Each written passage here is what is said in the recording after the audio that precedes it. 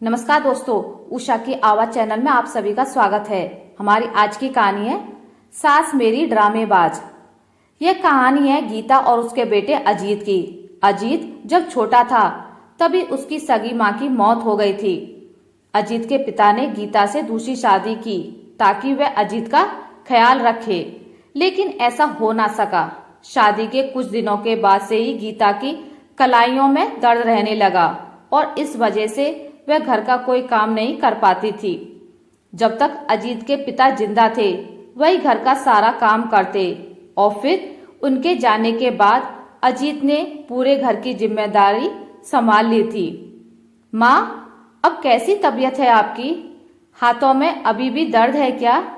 अरे बेटा, दोनों कलाइयों में इतना दर्द है कि सहा नहीं जाता अब। हे भगवान, मुझे बस अब उठा ले। कैसी बात कर रही हो माँ? अब मुझे लगता है यह डॉक्टर भी किसी काम के नहीं है। बस दवाइयों पर दवाइयाँ और टेस्ट पर टेस्ट करवाए जा रहे हैं। मुझे एक नए डॉक्टर का पता चला है। कल आप चलो मेरे साथ, नए डॉक्टर को दिखाते हैं हम। नहीं बेटा, मुझ पर पहले ही कितने पैसे खर्च हो चुके हैं। मैं नहीं जाऊंगी अब किसी भी डॉक्टर के पास। ऐसा नहीं कहते माँ। अच्छा, यह बताओ कि आज खाने में आपके लिए क्या बनाऊं? तू रुक, मैं कुछ बनाती हूँ। अच्छा, उठा तो जा नहीं रहा आपसे और आप खाना बनाओगी? हे भगवान, मेरा बेटा पूरे दिन काम करके थका हारा आता है और मैं उसे खाना बनाकर भी नहीं दे सकती।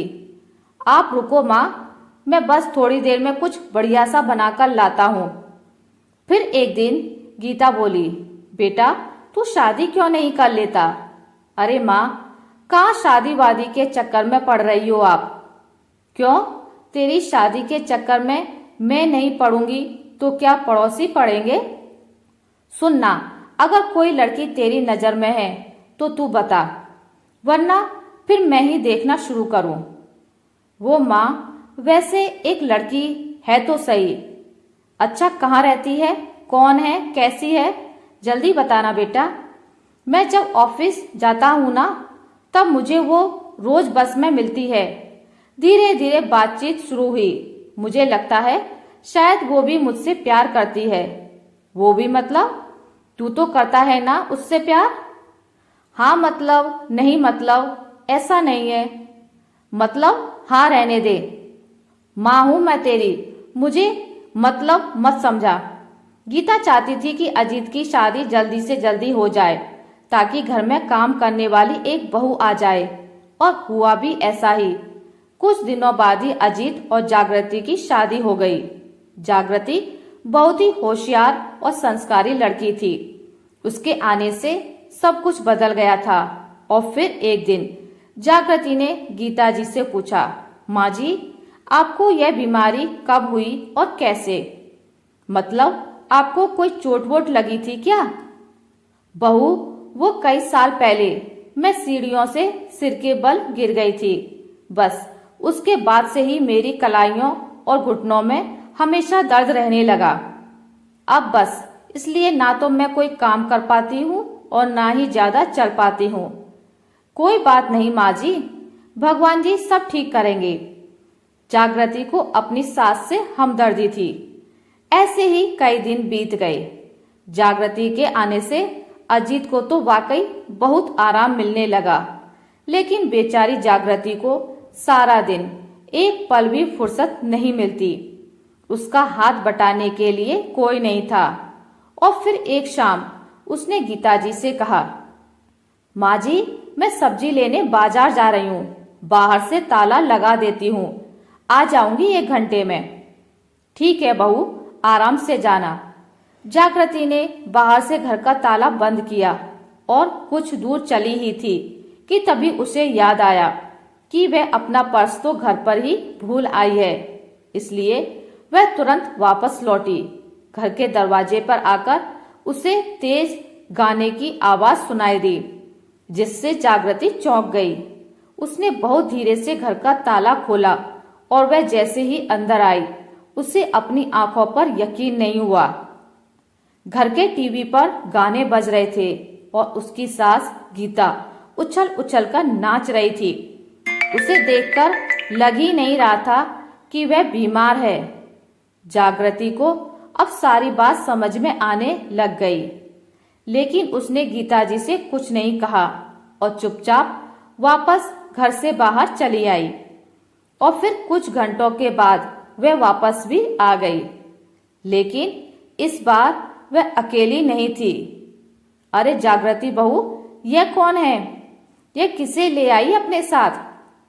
माँ जी, यह बड़े माने हुए तांत्रिक बाबा रघु बाबा हैं। अब डॉक्टर की दवाइयाँ तो काम नहीं आई, तो मैंने सोचा इनसे बात करके देखती हूँ। इन्होंने आपकी फोटो देखते ही बता दिया कि आप पर कोई बुरा साया है, इसलिए आपके हाथों और घुटनों की यह हालत है। लेकिन आप बिल्कुल भी चिंता मत कीजिए, बाबा जी आपको बिल्कुल ठीक कर देंगे। आप बस चुपचाप जैसा ये कहें करती जाएं। ठीक है माँ जी?